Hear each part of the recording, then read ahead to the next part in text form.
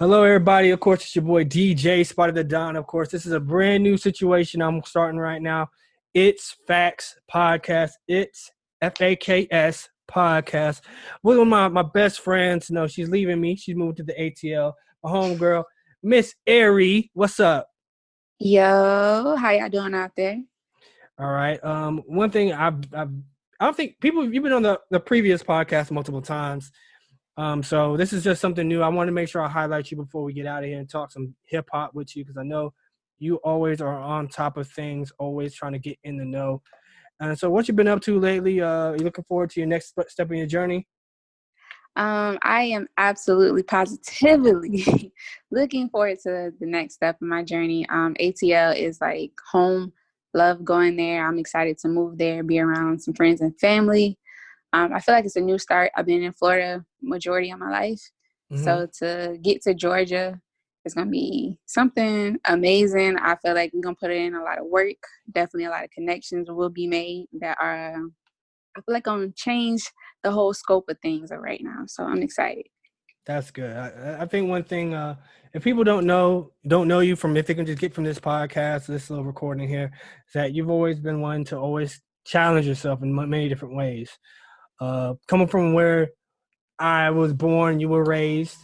Of course, it's not that many opportunities that really come through that situation. You know what I mean? It's a close, not really a closed-minded city, but it's a city that really just doesn't let people get out of it very easily. You know what I'm saying? People are easily fall in for anything down there. You know what I mean? So the fact that you left Jacksonville, moved to Tally, then moved to Orlando for an opportunity to go finish up your schooling and get polished up. And then now you're taking on another task by moving yourself to Atlanta where all the big fish and all the big players are. You know what I'm saying? It's definitely takes somebody who's really ready to make something of themselves and really ambitious. Well, I appreciate that, good sir. I appreciate that. You know what I mean? I got big my friends up. You know what I mean? But of course, we're not just here to shower you with praise, but to talk music. So what's your thoughts? You know, we've been having a lot of cool things happening, especially during this quarantine time period. You already know we got all the battles happening. We got albums still somewhat dropping, even though a lot of people are not dropping any music right now because labels aren't so sure how to market through it, but we still get some good music out of it. What's your take on how the music scene has changed and been influenced by the quarantine, you know? I think the quarantine, now that people actually have time to digest a lot of content, they're realizing a lot of their faves are not as good as they thought they were. Really? A lot of artists, especially the younger artists who have been dropping since quarantine has started, their projects are not. They just not hitting. I'm sorry. Like some of the leaders of the new school, their projects are not hitting. I was expecting more from Baby. I'm about to say you better drop a name. I know you Baby, wanted to drop the man. name. The Baby, he could have. It wasn't completely whack, but it could have been more. NBA YoungBoy, his project was completely lacking based on things that he's done previously. I would say the R&B cats have actually been doing a great job with quarantine, but on the hip hop side, they've been a little lacking lately. Yeah. I will say that Reason, in TDE, it's TDE Appreciation Week, I believe, and they've been dropping a new track. I say TDE is definitely trying to do their Dreamville thing right now. Definitely check out their Reason. I forgot the name of the track, but TDE Appreciation Week has definitely been giving me hope in the hip hop community because a lot of these releases, besides K Camp, I haven't been feeling them. I just haven't been feeling them. I'll be real with you. I kind of feel the same way like you said, on the rap side. It's been tough. For some reason, like we haven't gotten solid projects. Like honestly, Lil Baby's album Kirk was good. But then you go off on do the blaming on Baby thing. I think he was rushed. I feel like he definitely didn't take the time to put into that. I don't know if he was trying to get some music out there. I would have put an EP out there, float music out there, sure. And you don't need to put a whole body of work. You could just drop music videos and little singles here and there. Like we're saying, like some of the R&B artists, like Division only comes around every other year, pretty much for me in my mind. They dropped a great album. Of course, The Weeknd did great. I haven't heard completely heard Party Next Door's album, but Party Next Door is pretty good. I will say that. but that's A still little toxic, but it was good. but the thing about it is we need the toxic to appreciate the reform. You know what I mean? You need to go. You need that emotion, that raw emotion. So when like that's what some people don't understand. The toxicity is just them expelling. It's not somebody living it. It's somebody just getting it out of their system. Like so like even like Party Next Door, he's living that life. He's gone through a breakup. He just getting it out of his system. Girls make some of the most worst toxic breakup music ever, but they girls, so they get away with it. You know what I'm saying? This is true. This is true. No, I mean you better come on, Airy. I'm about to make you really come up for your gender like in a second. You know what I mean? We make toxic music, but y'all make us do toxic things. It's like it's retaliation for what y'all do. Like we have to. Y'all can't just like have one. It's cyclical. It's cyclical. Can we agree to that? We can agree with that. Okay, we can agree with that. There's a cause and effect for both things. Okay. And usually y'all causing the effect. Oh, see, no, so, I ain't gonna let the slander stand. Okay, fellas, I got it. I ain't gonna let the slander stand. But I'm really excited for some people to really get out in their bag. But you're right. Some of the rap that's come out lately. I'm gonna pull up some right now. Some of the latest projects. That I really feel that really have it. Dom Tolliver came up with a great project. Let's not put him in the same situation. But I can totally understand you saying with 38 Baby 2, Young Boy. Haven't heard that all the way out yet. I would say Jack Boy held down for Kodak. Haven't heard that yet. I need to get through it. But tell me about the project. I need to listen to it. So give me your thoughts on it. On which one? The Jack Boy project. Jack Boy. How do I explain it? It's like Kodak Part 2, but not quite at Kodak's level. I think Jack Boy has his own lane, but there are a lot of similarities. Okay. From Kodak.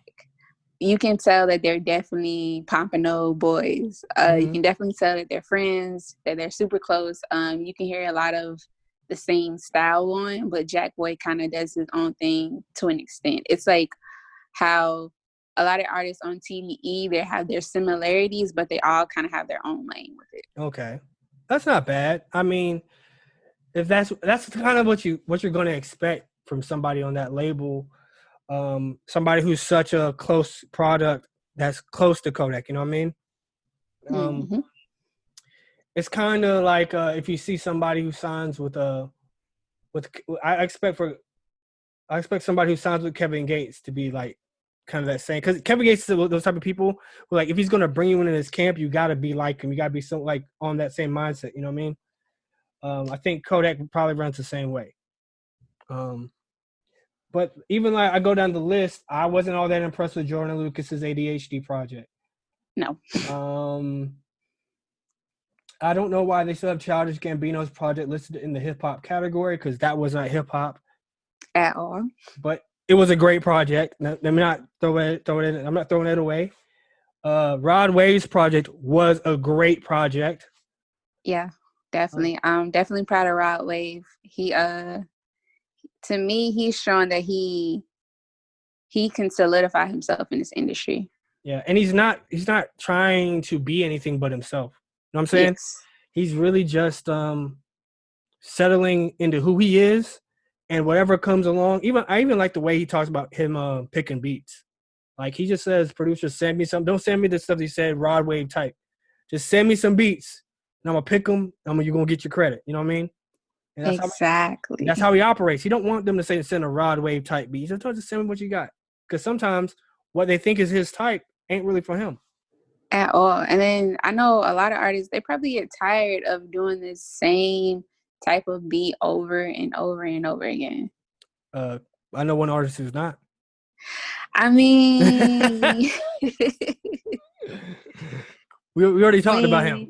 yeah. We need to, yeah. But yeah, I think Rod Wave actually sold more opening week on the second on Pray for Love.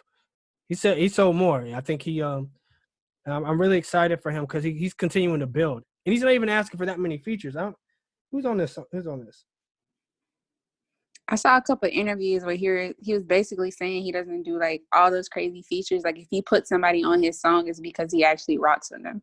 And I like that because I feel like a lot of new artists, they come out and they try to get these big name features just so people could pay them attention. And it's like sometimes it doesn't fit, but I feel like all of his features actually fit his project. Exactly. Like on this album, Pray for Love, he has a guy, ATR Son. I don't know who that is, but he fits on the project.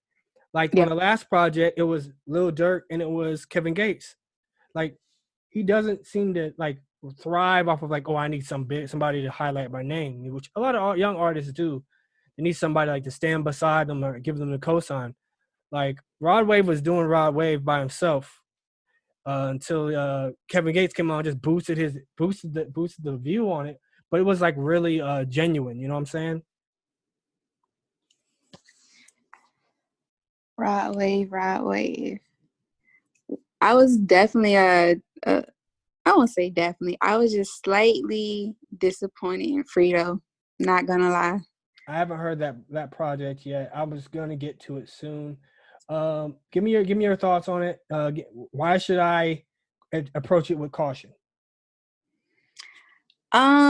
I just feel like artists are trying to take advantage of it being quarantine and people just throw something out there.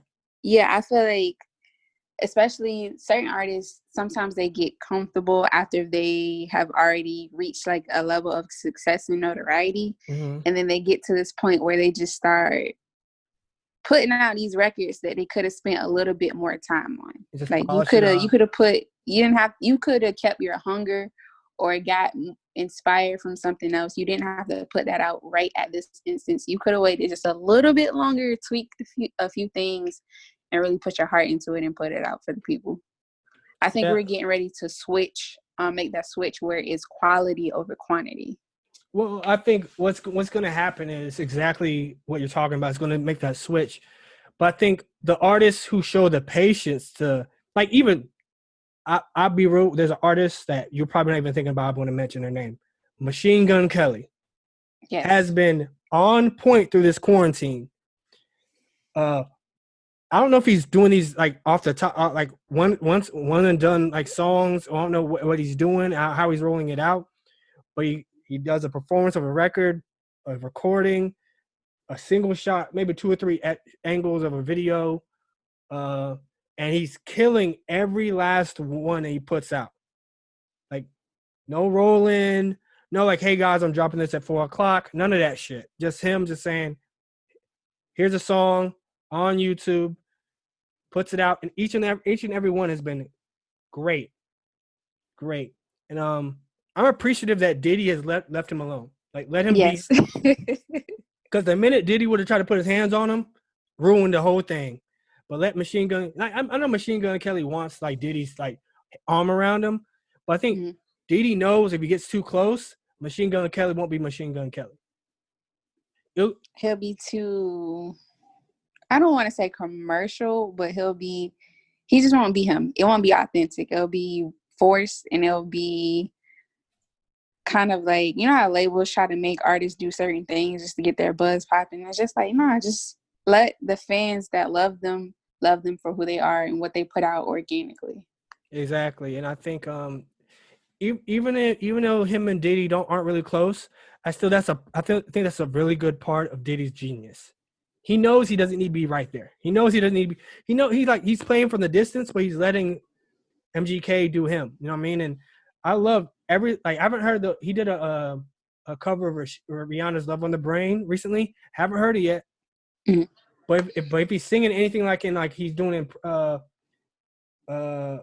Pretty Revolver, Pretty Toxic Revolver, or if he's singing anything like he did in that one the most recent rap one he did, he has a good like pop rock voice. So I didn't even know he could sing like that.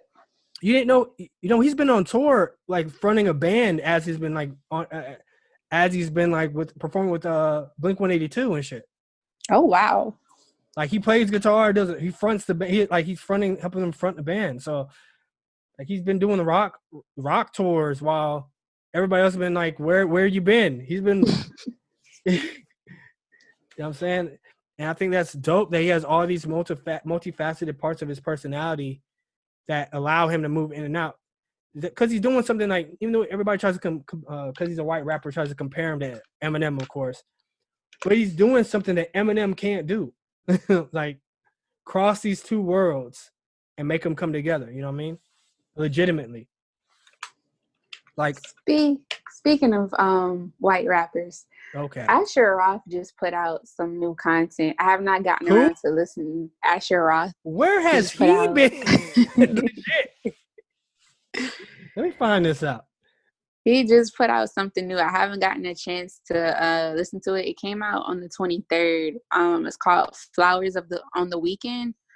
I know he had been hinting at coming out with a project for a while, but I'm interested. hey, I haven't gotten a chance to listen to it quite yet, but it's 12 songs, 34 minutes. Okay. Like, it's funny that I look at this thing. His most popular song is "I Love College," bro. And then the next on Spotify, the next most popular song is "Hunted" featuring Joyce Rice with 118,000 plays. "I Love College" 76 million. You know what I'm saying? That's insane. sheesh. Then he has another song. You remember "Get Ready, It's a New Day" grind? Mm-hmm. And then "Party Girl," which is off that first album, like 7 million and 5 million respectively. But that's crazy. Like he's been out of the limelight for a while, but that's a stone that not very many people would turn over. Thanks for letting me know that. I'm interested. I'm intrigued. I really am. He's long hair don't care right now with the mustache. Facts. So you know, he got his thing going on right now. But he got Lil Yachty on the album. Okay. He got Buddy on there. He got CJ Smith on there. He got some. It looks like that from the track list that I saw. It looks like it's going to be a good project. Some of the fan reviews, they've been giving him pretty high reviews. So I'm definitely going to check it out when I get a chance. I'll be real with you. His problem wasn't his ability. His problem was his image and how he came across. You know what I'm saying? Yes. Like, he was like, that song came out, it was like campy, it was a college song. Everybody's like, oh, you're just gonna be another rapper who raps for college kids and people drinking. You know what I mean? Nobody really gave him a legitimate, like even MGK fell into that. You know what I'm saying? Yes. I think he fell into that because of Asher. Well, I know I think he fell into that on his own with the first record being Wild Boy. Oh yeah. Like, you gave us your first record being you jumping around drinking, moshing, you know what I mean? That's kind of like I don't know who pushed that out for him, but then like especially when Wild Boy got all those remixes and he just juxtaposed the Waka Flocka and all them. You know what I mean?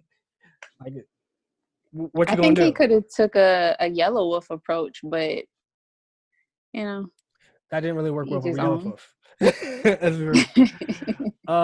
But you're right. Yellow Wolf he's more seen as a more organic Southern rapper because of who he's affiliated with, even though he has some problems with some other rappers named Royce the 5'9" and those Detroit folks. But it is what it is. You know what I mean? I really feel like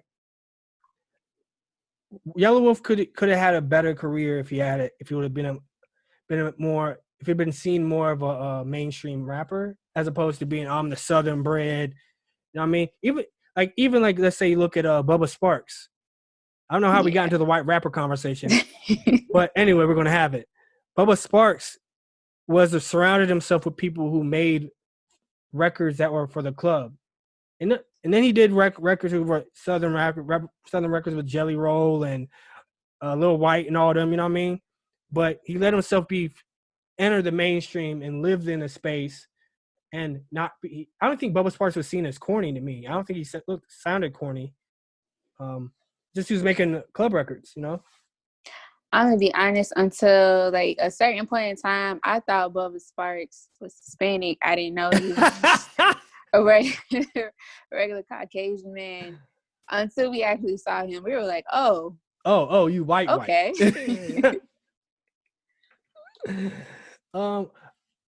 Unknown fact, I was supposed to DJ a Bubba Sparks concert in Tallahassee. But the venue, remember the old AJs when it got turned to Tin Cow? Yes. I was DJing there. They were trying to put money in like for one last big effort to get a whole bunch of people out there. Like, because Tin Cow wasn't doing too well. I was just DJing there. They were no marketing dollars at all. They was like, "You're a DJ, bring us people. You're the bar. You should be marketing your bar for the people across the street because they're Florida State bar. That part. Like how a DJ is supposed to fill up your bar when it's your bar? You should be anyway. I digress. Bubba Sparks was supposed to be booked to come there, but the bar folded before they can get the event to go. Oh wow. Yeah, man. They had a radio station, whatever, the pop radio, what is 104.9 was supposed to be a part of it, and all that, and it folded. Meanwhile, the biggest event they had there was like a sorority party, and I DJ'd it, and it went live. So I was out. I was part of its biggest event anyway. But of course, Airy, what are you? You're moving to Atlanta. So what are your expectations? What are you trying to get done? What are you excited for most? Atlanta got a lot of moving parts. You know what I mean? The artists are there. The TV shows are there. All the big studios are there. Young Thug and all these other crazy rappers are there. What are you trying to do? You know what I mean? I'm excited to really jump back into music. Kind of had an epiphany over the weekend, and I'm really my main focus for the rest of the year is pretty much Airy A as far as the artist goes, and Airy A as far as the writer and producer goes. Mm-hmm. I have a lot of friends, a lot of family up there. A lot of people who've been working with some Atlanta legends. I ain't gonna name drop right now because of certain situations. Come on, man. Michael T. Brooks. But I'm just excited to get into the environment, to be a fly on the wall for a little bit, and then to really jump back into music as a whole. My little brother, he's up there, so I'm excited to reunite with him and then really get some music going. I think Atlanta is a city where it's like you either get going or you get lost. Yeah. So I'm excited to be in the middle of it and to really craft my name and just take off, honestly. I feel you. I think one thing for me, like I was telling you how I made my decision to come to Orlando was like, was I ready financially to handle it? You know what I mean? And I feel like you have a lot more connections in Atlanta that can help you make that financial step. I chose Orlando for me because I could come here. I could have somebody help me get off the ground, get situated, got to live with somebody for a couple months, got out of that, got a job. You know what I mean? I wish I would have got the job while I was here for a couple months prior, but towards that. But you know what I'm saying? Like, I think Orlando for me is I'm doing more the route to as establish a brand and to be here for a while to lift up the area. I think what you're going to do, you needed to get the education and all the groundwork, the skills, right, to go to a place to really be able to be most effective. I feel like for me, going to Atlanta would have been unproductive without the skills and stuff I have now to off the bat to go. You know what I mean? Definitely feel that. That was definitely my main reason for coming to Orlando. It was just I knew I was going to be able to get the skills, not just get the degree, but to get the skills and get some connections and kind of get out of. I came up in Jacksonville's market, then I went to a small city, small town in Tallahassee, and then I came kind of here to something that was y'all gonna stop giving much different. Tallahassee. y'all need to stop giving Tallahassee the little bro status. Fuck that shit. I mean, it's a lot more connected. You can get your hands onto people a lot quicker versus Jacksonville, where it's kind of like, it's a lot of moving parts to kind of get to where you want to be in Jacksonville. It's a lot more politics. I wouldn't even say that. I think Tallahassee's it's two different styles of politics. So Jacksonville is a lot of politics because of how it's situated and the position it plays. And same thing with Tallahassee, but the thing is Tallahassee is more political because it's small.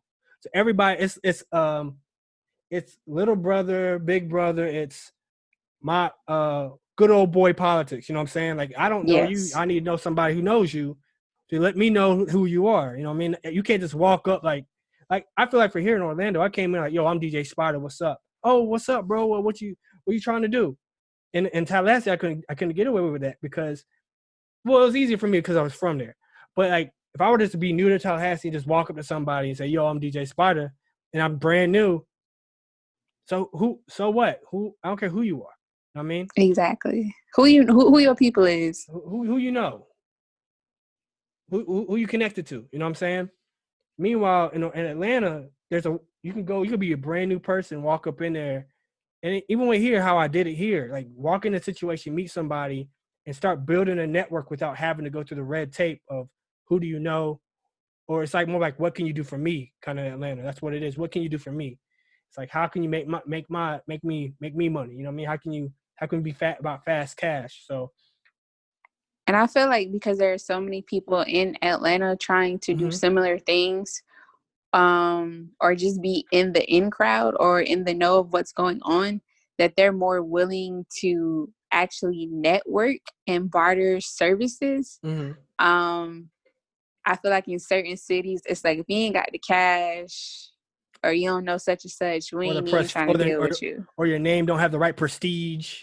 Yeah, like you could be great, you could have the whole entire package, but you know what that money do? Yeah, and then I feel like even like in Tallahassee, being from there, I feel like some people, if you have an idea, they feel threatened. Like, oh, this Yes. guy has a big idea. I gotta freeze him out so I can stay steady. Like, nah, bro, if we work together, it could be 3 times as big. But that's just a small one. That's just small city. I give it a small city status way of thinking. You know what I mean?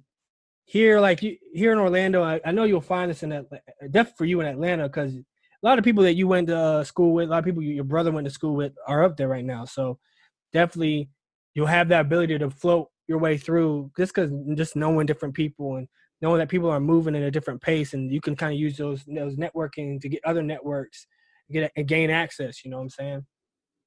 And then there are so many opportunities for artists to come out and network, to perform. I saw last time I went up there were writing camps going on where you could just come up. There's so many. I'm super into poetry, so poetry slams. I feel like just Atlanta as a whole, culture wise, is just like it's everything I've been into over the years. I mean, you were always too busy to do anything down here. Let's be real.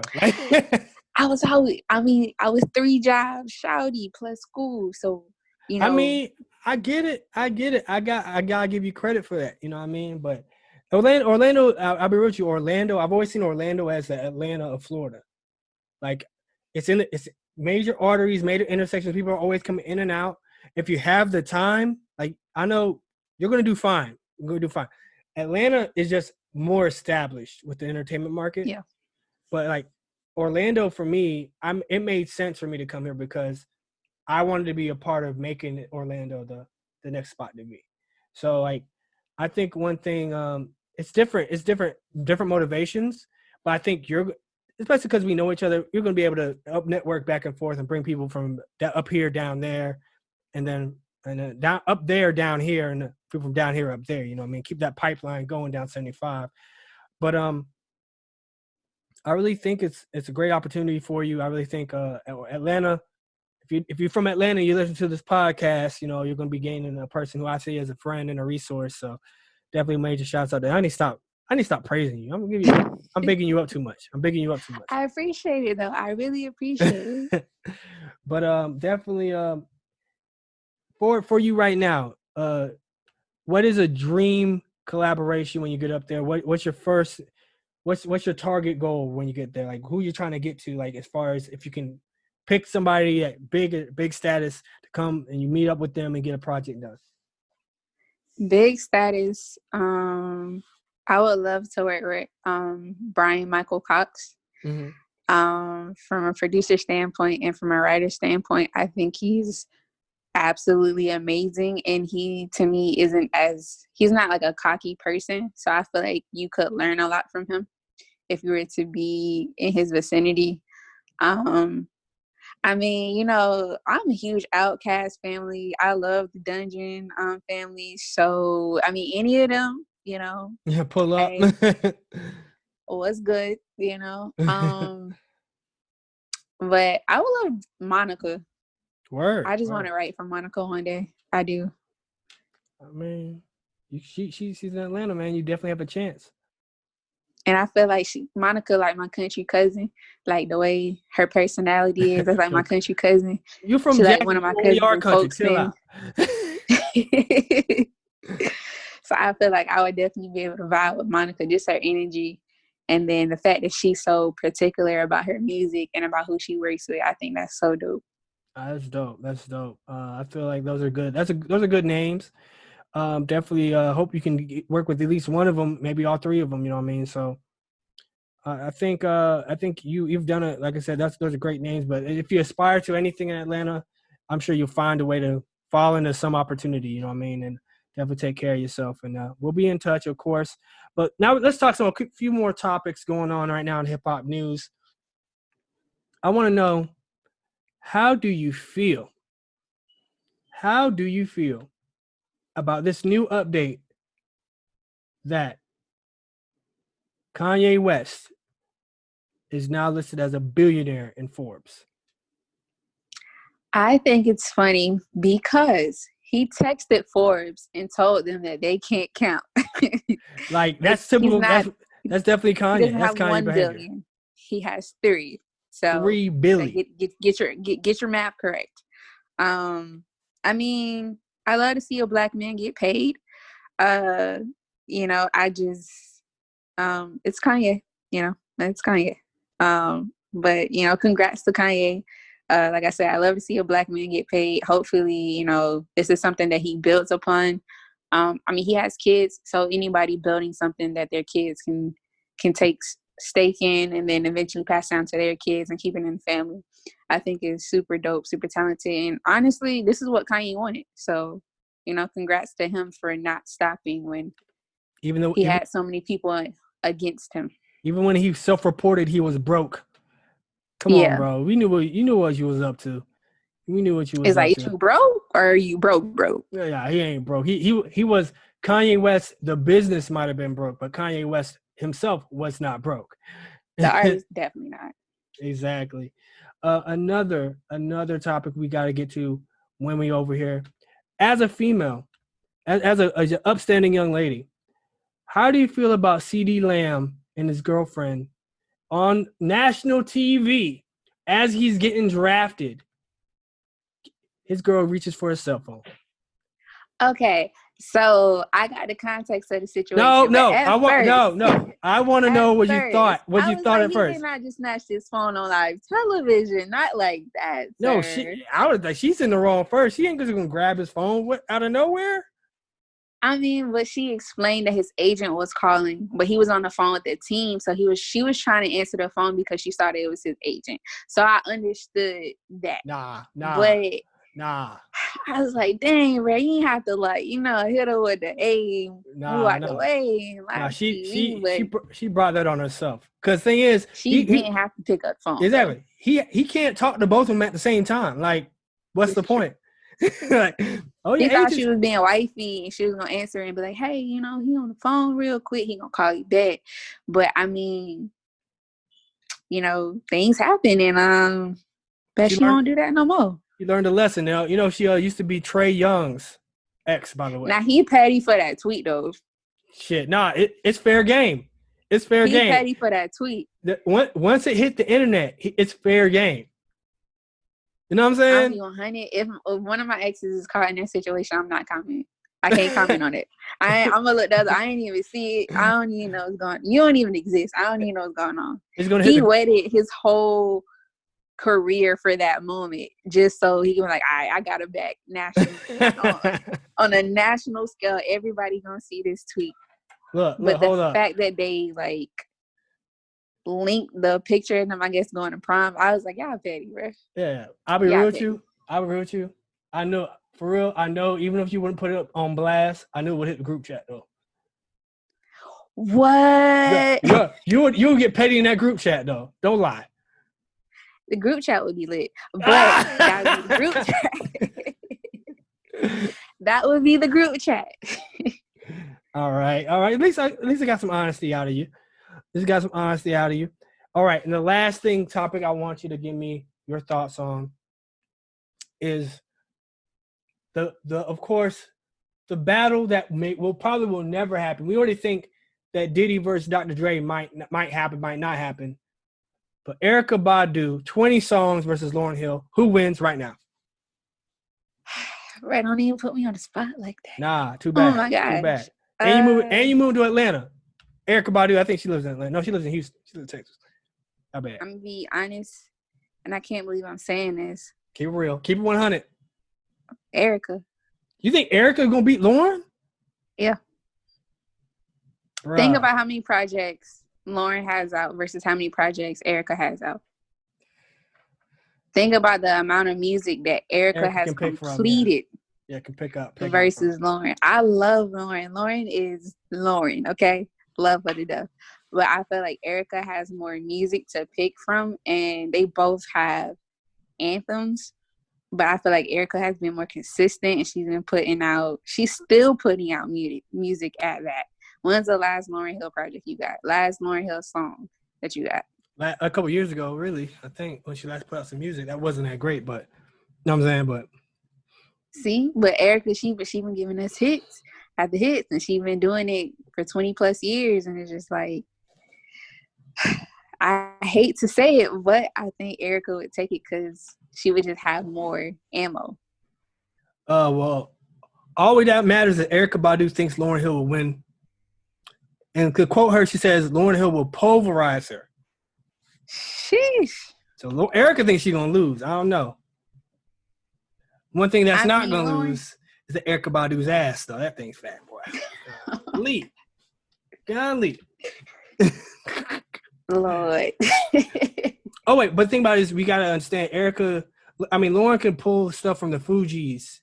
You know what I mean? She can pull stuff from her album, too, but she has some bangers she can pull from in the situation. She could, but I'm gonna have to give it to Erykah because when I look at Erykah, even especially mixtape Erykah is fire. I'm gonna have to slide with Erykah. I love Lauryn, but I feel like it would be close. Okay.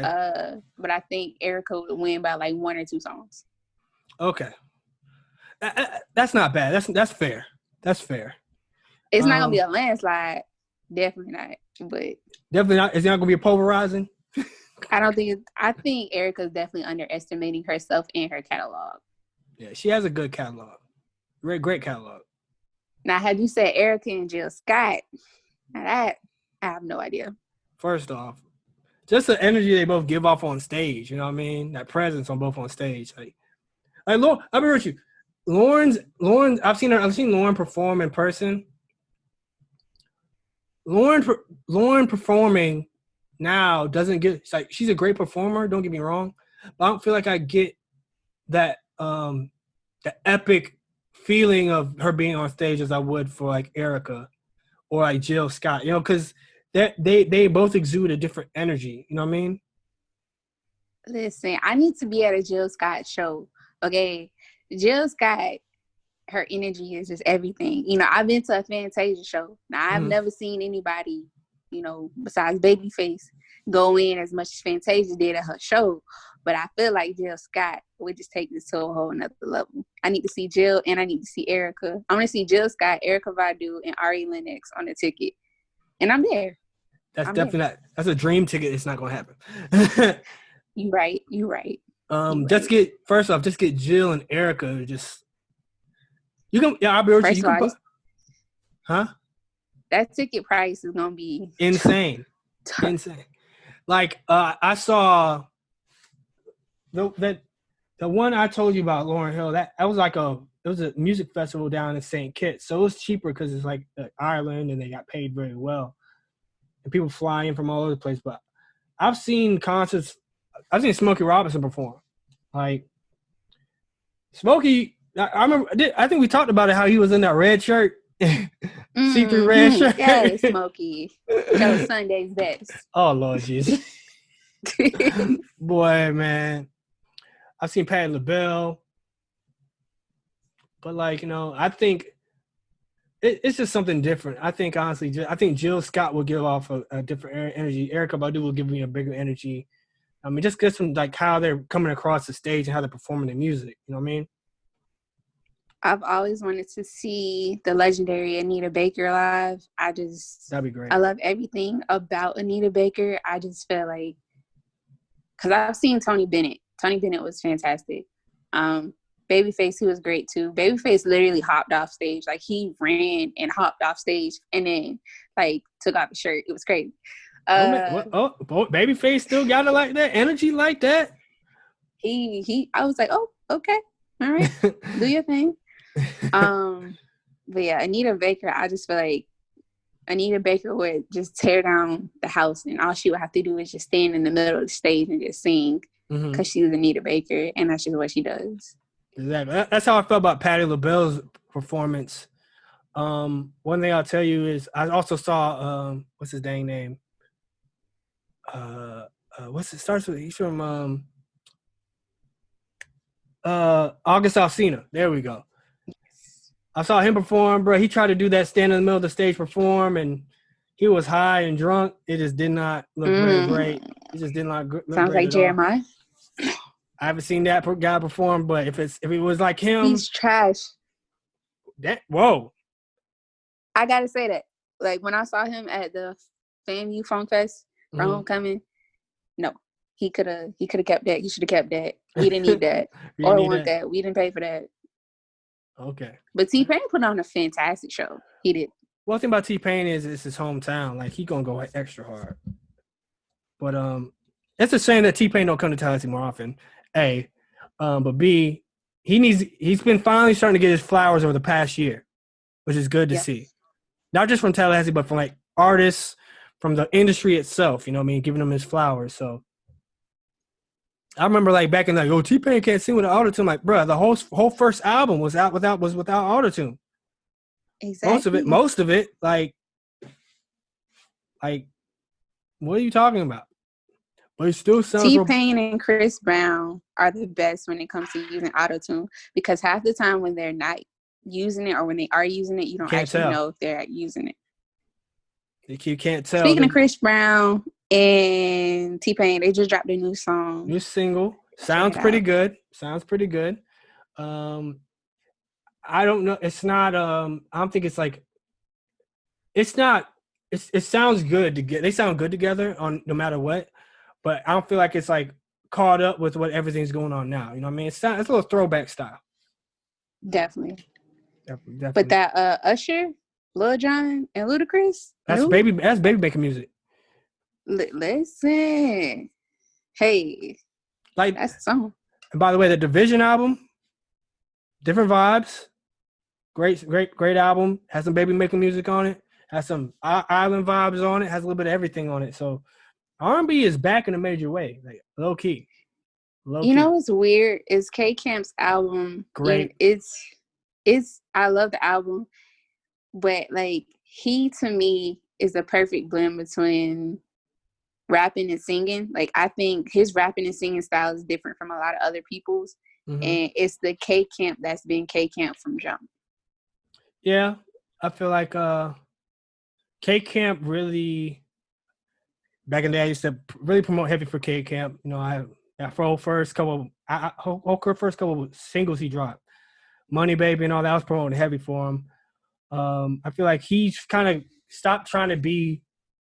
I think he's also kind of found his niche.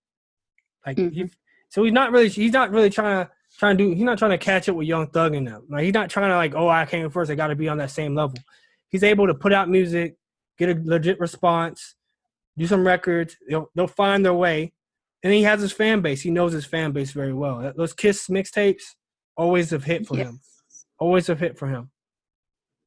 I think him and Crit kind of, once they got out of their situations that they first started in, they were able to kind of do their own thing and pick the direction that they wanted to go to. That was more true to them and true to their style. And it's like Currency's fan base. Like, they have that fan base and it's theirs. Like, they're not worried about their fans leaving, because their fans are so loyal to the sound, to the style that they have. It's just like, you can say whatever you want about K Camp, but you can't say his fans are not loyal. Facts. You can never say like he doesn't have a fan base. Like That part. you can't say that you can't say that people won't pull up if he's coming to perform. Like I feel like I was supposed to also another story. Not very people know. I was supposed to DJ a K Camp concert. I actually helped set this concert up. No money, but like got the people in contact. Like his mom's his manager, got the guy to contact his mom. You know what I mean? How much I actually had the contracts in my emailing. I was on a thread, so I could see them back and forth. So I saw when the email, they signed the contract, they sent the deposit, whatever. Bro, like it's one of the things that people don't think like you gotta promote, but like K Camp has a fan base that'll pull up loyal, but you gotta promote their other half of the concert, you know what I mean? But yeah, you gotta let them know he's gonna be there. exactly, but he has a fan base that's really loyal. Like promote it, they'll come out. As long as you do your job, they're gonna come. And that's when Money Baby was cut that bitch off was hit. Like all those records was just capping, you know, I mean, all top of the charts. So I definitely feel like K Camp has come a long way from Money Baby and from that Do It record, you know what I mean, that he had on there. So he's no longer seen as a artist that they can just use as a kind of a gimmick or just a hook guy. He has his own little world. You know what I mean? Also, K Camp, he got the hits for the ladies too. Yeah. Like every time I turn around, K Camp putting out a song for the ladies. So I think he, and it to an extent, is kind of going the LL Cool J route, like how LL went on the later half of his career, kind of how like Plies was doing at one point in time. Yeah. Where they were focusing on making records for the ladies. Low key, Fetty Wap doing the same thing and is low key underratedly hitting. He is. I will give Fetty Wap that. He is. I think I'm surprised about Designer. Designer has been surprising me lately with some of his music. I think a lot of people, including myself, put him in that one box with Panda. Mm-hmm.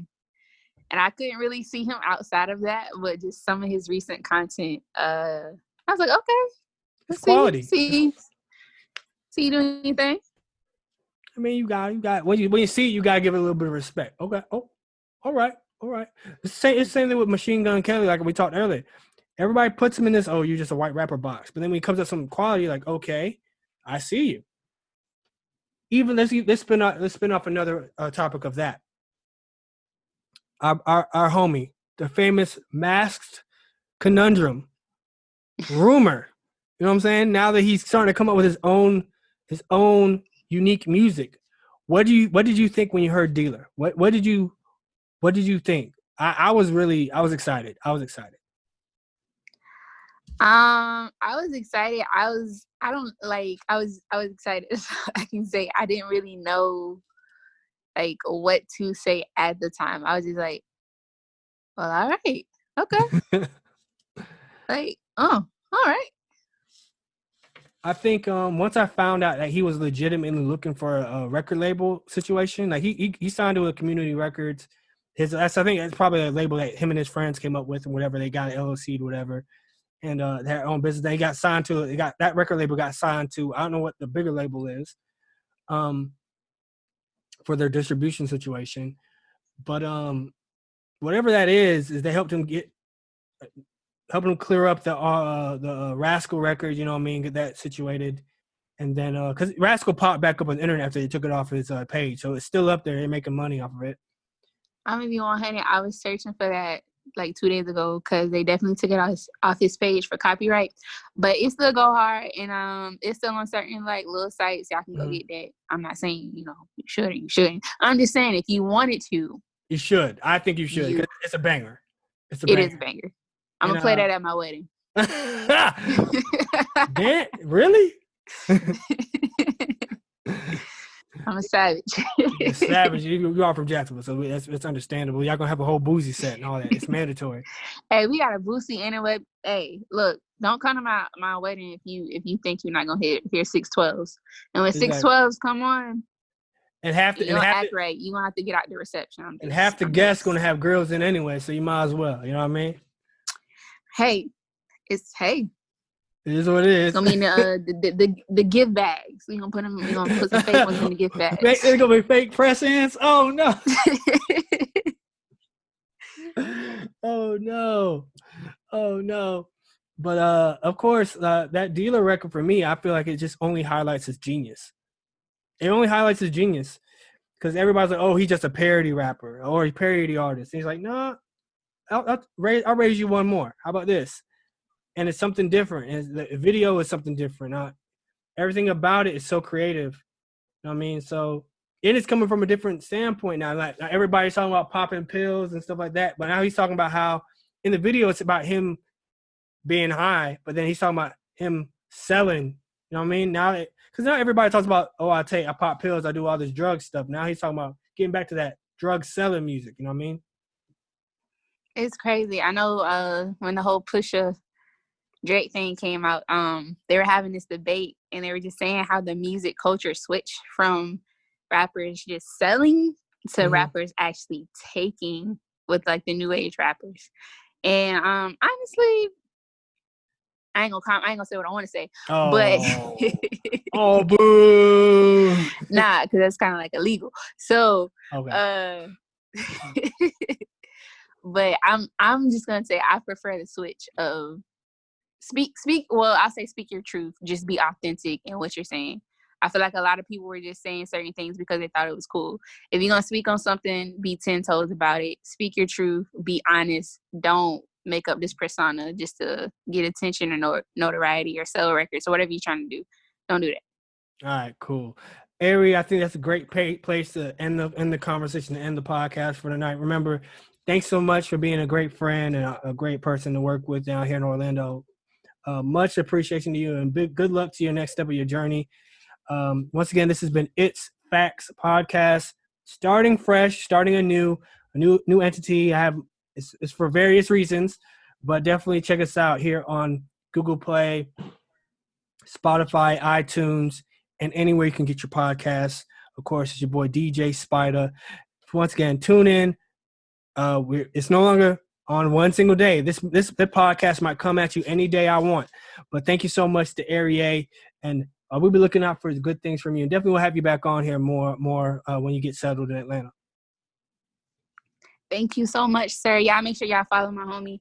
Stay in tune with him. All my Central Florida artists, make sure you get at Fly at Night Entertainment because big things coming soon. Facts. Drop your links now. It ain't just about me. I mean, I'm everything at Airy A Music except for YouTube. It's Airy A TV. That's AIRYA Music, and it's music regular. You can hashtag that. You can search it, all that good stuff, and I'm gonna pop up. All right, bet. Thanks again. You have a good night, Airy. And that's what's up. It's Fly at Night.